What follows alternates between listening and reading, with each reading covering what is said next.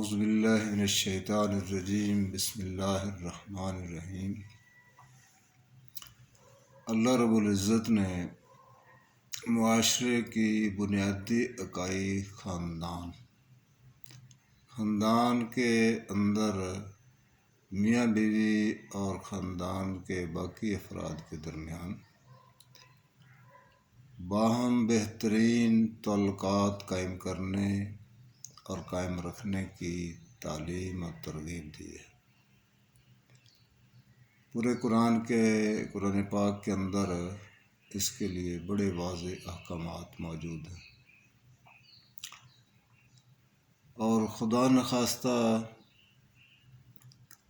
ان تعلقات کے اندر بگاڑ پیدا ہو جائے جس کو در حقیقت اللہ رب العزت نے بہت ناپسند فرمایا ہے، لیکن اگر ایسی صورت پیدا ہو جائے تو اس کے اندر بھی ایک دوسرے کے ساتھ ظلم اور زیادتی اور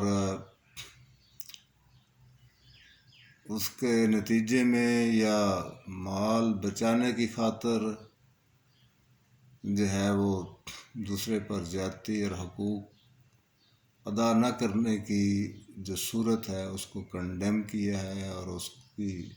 نفی کی ہے اور اس سے باز رہنے کی جو ہے وہ ترغیب دی ہے، تعلیم دی ہے۔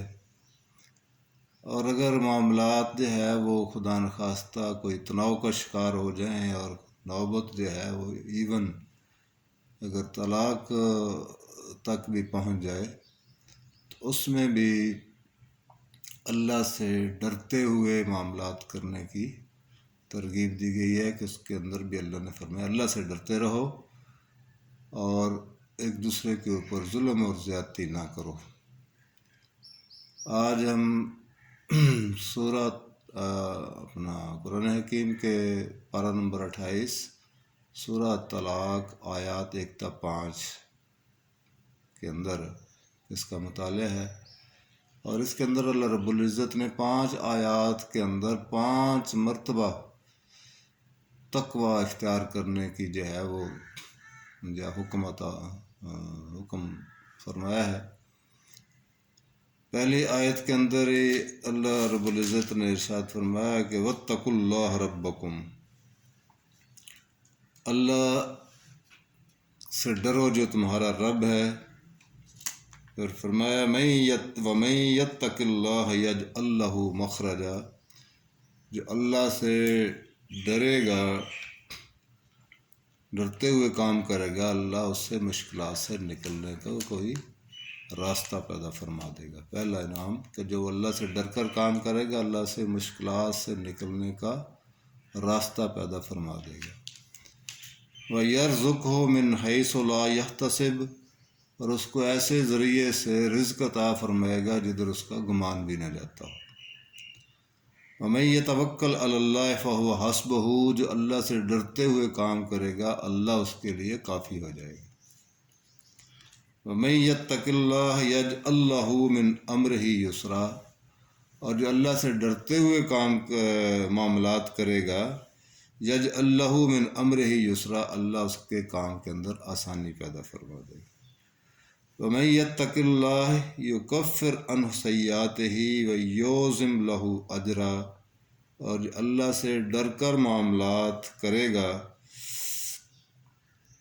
اللہ اس کی برائیاں اس سے دور کر دے گا اور اس کو بہترین اجر عطا فرمائے گا۔ اور اللہ رب العزت ہمیں خاندان کے باہمی معاملات کے اندر خدا نخواستہ اگر تناؤ بھی پیدا ہو جائے تو اس کے اندر جو ہے اللہ سے ڈرتے ہوئے اچھے انداز میں سیکریفائس کرتے ہوئے ایک دوسرے کو احترام دیتے ہوئے ایک دوسرے کی عزت کرتے ہوئے اللہ کی طرف رجوع کرنے کی اور اس سے ڈرتے ہوئے معاملات کرنے کی توفیق عطا فرمائے۔ اور اگر کوئی ایسی بات ہو جائے تو استغفار کی کثرت کی طرف جو ہے وہ کثرت کو جو ہے وہ اختیار کر لینا چاہیے، اور استغفار کی کثرت جو ہے وہ یقیناً معاملات کو درست کرنے میں مددگار اور معاون ثابت ہوگی۔ ان آیات میں اللہ رب العزت نے یہ فرمایا ہے کہ اگر کوئی خدا نخواستہ نوبت طلاق تک پہنچی ہے تو عدت تک جو ہے تم نہ عورتوں کو گھروں سے نہ نکالو اور نہ ہی عورتیں گھروں سے نکلیں، اور عدت کی مدت جو ہے وہ 3 مہینے ہے، اور اگر عورت جو ہے وہ حاملہ ہے تو عدت کی مدت وضع حمل تک ہے، اور وہ اگر عورت حاملہ ہے تو وضع حمل تک جو ہے ان کو اسی بہترین جگہ پہ رکھو جس جگہ پہ تم خود رہتے ہو، اور ان کے وضع حمل تک کے سارے اخراجات کو خوش دلی کے ساتھ برداشت کرو، اور اگر وضع حمل کے بعد وہ تمہارے بچوں کو دودھ پلائیں تو ان کی اجرت ادا کرو، اور اجرت کا معاملہ باہم گفت و شنید کے ساتھ اچھے طریقے سے طے کرو، اللہ سے ڈرتے ہوئے۔ اللہ میں اپنے معاملات کو درست کرنے کی توفیق عطا فرمائے۔ والسلام۔